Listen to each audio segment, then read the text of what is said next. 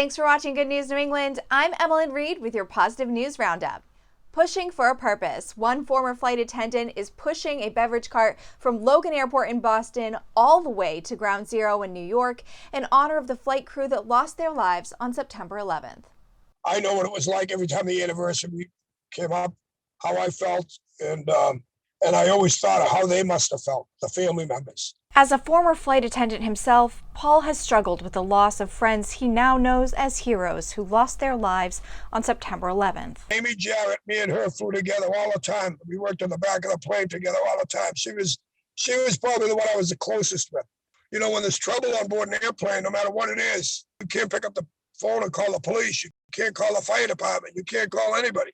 You got to solve the problem up there, or else it's over. Crew that I knew on Flight 175, the one that hit the second tower, that plane is banking, almost misses the towers. And I swear deep down in my soul that they were trying to take that cockpit back, the crew. That's where the country came together, right there. It came together at 30,000 feet. Paul says his goal is to make others aware of the sacrifice the brave men and women gave on that fateful day. The thought of their family member just being murdered on an airplane for the last 20 years, if I can erase that out of their head and they could go to bed at night knowing that they were heroes, they absolutely were heroes that day. And if I have to push a beverage cart from Logan Airport, Boston, all the way to Ground Zero, New York to do that, then I'll do it. And that's what I'm going to do. If you're a dog lover, it can pull at your heartstrings every time you see a post about a lost dog. But this week, one Cape Cod community rallied together to make sure that this pup got home safe. It was a casual day for JR and his dog Stella relaxing in the backyard when a delivery truck arrived. And somehow, Stella made it through the fence to chase it. She was 10 feet away from me when this whole thing happened. Had an Amazon truck come by and she wanted to let the Amazon truck know, this is my house and I'm going to bark about it. And she jumped on the gate and she just hit the latch the right way and the gate let go and opened. Sadly, Stella was hit by a car almost instantly and disappeared. As I was coming around the corner of the house, I heard the impact of her getting hit by the car. And I was just like, oh my God, this is going to be terrible. Like, I'm freaking out, running down to the lady who's in tears in the car and I go to the front of the car and Stella's not there. JR and his community were determined to find Stella and bring her back home. That started a night of where we last thought she was, we searched. I know a lot of people traveled down into the wilderness of Mashpee trying to find her. And I think it actually pushed her out of where she was. It was Saturday night, a little bit before 7. My phone rang. It was someone saying they found Stella. She said, "Are you missing this really sweet dog who's hanging out in my kennel?" And I was like, yes, I am. Today, we're happy to report she's back in her dad's arms and happy as can be. 9 days later, we may never know what she did for those 9 days, but I'm just so thankful and so grateful for, everyone who helped. Just the thought of asking for help can be challenging for some, but One Falmouth organization says that's exactly what they're here for. Help with anything. Inspiration is Everywhere is a nonprofit based in Falmouth. Our main goal is to try and fill in gaps of need in the community. People can come to us when they need help with anything, no matter what it is. There's nothing too big or too small. I realize that, there are a lot of really good nonprofit organizations out there, but not everyone qualifies for all those services. And there are people who fall between the cracks. Basically, it's like a little bit of everything. You heard it right. There's really no limit to what the organization can help with. We help with informational services. We help with rides. We now have a small shelf of non-perishable food items. If we can partner you with someone that can meet your needs, that's great. If not, we use our community volunteers to fix whatever is wrong in your life.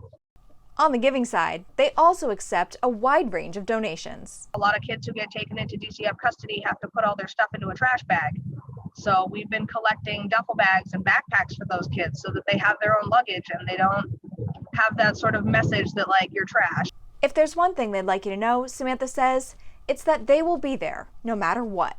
We're trying to encourage people in the community to realize that the stigmas surrounding asking for help need to be erased. Just the idea that there are so many people on this planet and every single one of us has felt the concept of loneliness is completely ridiculous to me.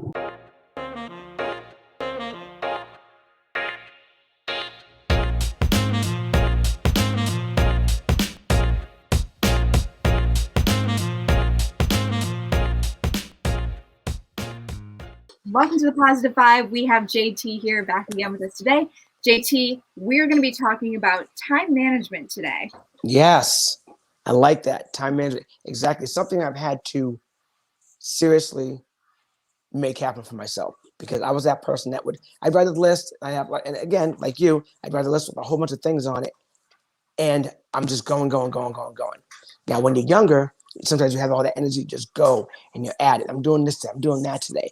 And then the next day I'll go that. And if you don't finish, like we talked about earlier, you just pump it onto the next list, to the next day, and you keep going.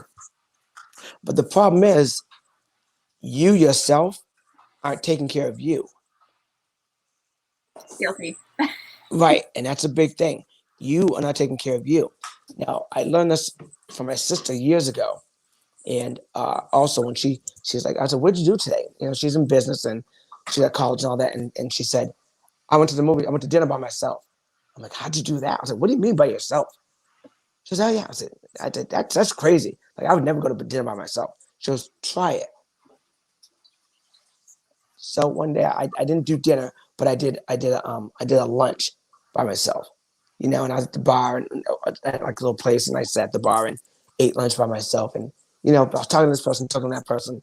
I'm like, different. I said, but I told her, she's like, yeah, but you got to get more out of it. You need to go by yourself and just work on something for you. Take your time, close out that window, and just take your time. Like, all right, so the next time I brought a book with me, and I just kind of like jotted some things down, read a little bit. And then when I got done, I didn't realize how much time I'd actually been there. I was like, oh my God, it's been like an hour and a half. But I felt so good, and I felt accomplished. My mind was relaxed. I felt like I got something done. I'm like, oh, okay, I like this. And I told her, I said, this is what I did. She goes, do you see what I mean? You're not responsible for anybody else. It's just you. I'm like, yeah, I didn't have to worry about anybody else. And my conversation wasn't going anywhere else because it was all here with me in here. So that time management is pampering. You got to do it for yourself. So I think, okay, what do I have to look forward to today? Me, it was my nap. I like my 20-minute nap I was doing every day. So I started putting that in. And when I got that, it gave me a little, kind of like a 5 energy drink. All right. I don't drink all those things, but I like getting my little jolt. So I would look forward to that. Come home. All right. I'm going to go to the gym at 4. All right. And I do this, and I'm going to take a nap at 3. 20 minutes, half an hour. Boom. Then we get up. All right. Now I get to look forward to that. I get to look forward to my nap. I get to look forward to the gym. So those are 2 things that made me feel really good, because I accomplished those and I felt better. And I knew what it was going to lead to. For me going to the gym, going to lead to me feeling better and looking better. Time management. Then I went to something else. But I always made sure that I got in my nap and I got in my work. And my work I was doing like every other day. And if I couldn't get my nap in because something really, really important, I was like, all right, well, I'm just going to go to bed earlier. And I felt good because I still took that me time.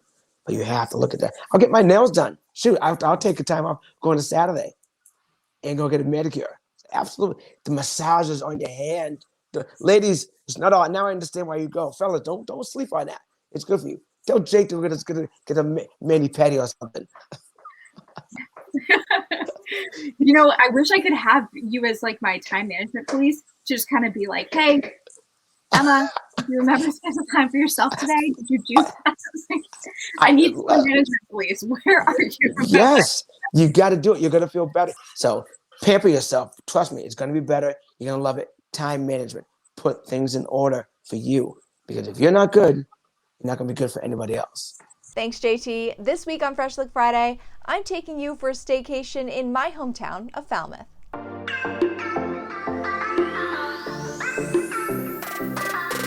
Hey everyone, happy Fresh Look Friday. This week, my mom and I are doing a little staycation in Falmouth as the boys paint the house.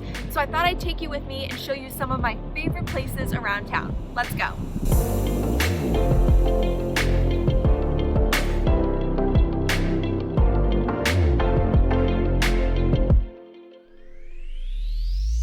Welcome to Falmouth, a busy seaside town our family has been pretty lucky to call home for generations. It's a place where the ocean always seems to call you back, with picture-perfect views, tons of options for delicious local cuisine, and hidden gem spots tucked away in historic villages. Let's get started with one of my favorite places to walk around and soak up some of Falmouth's natural beauty and history. Welcome to Spore Gardens. This is one of my favorite places where my mom and I used to come all the time when I was a little girl, so it felt great to just get out, walk around, and just appreciate it. Yep, that's Little M exploring Spore Gardens, and it felt really fitting to come back with my mom and take it all in as a mom-to-be myself. The trails alone are a great way to burn off our lattes, but the carefully maintained gardens also serve as a beautiful backdrop for a waterfront picnic or to take the kids to get up close with the anchors that might be bigger than they are. It's also a gardening enthusiast paradise, but no matter why you come, you'll be glad you did. Next up, it's time for lunch at La Bonjour. All right, so excuse my comfy clothes. We just got back from Spore Gardens and we're gonna dig into one of my favorite restaurants, La Bonjour. We got really amazing salads. I'm so excited.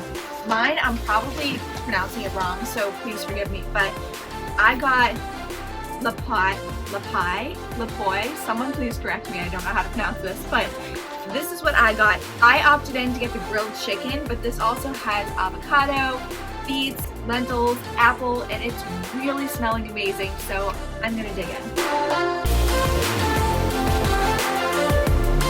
Well, that was a wrap on Saturday. By morning, we were ready for our last stop before heading home, a day trip to Woods Hole. Of course, before we went back home, we couldn't help but stop in one of our favorite places, Woods Hole. I'm gonna take you around town and show you just why I love it so much.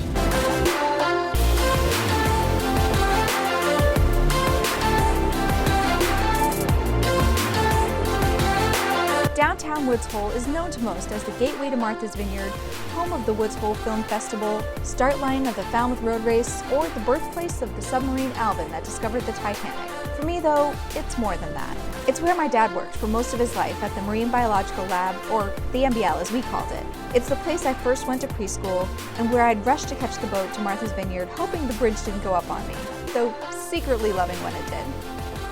After enjoying our stroll around town, it was time to head home to that freshly painted bathroom. But Mom and I both agreed the best part was really seeing the dogs.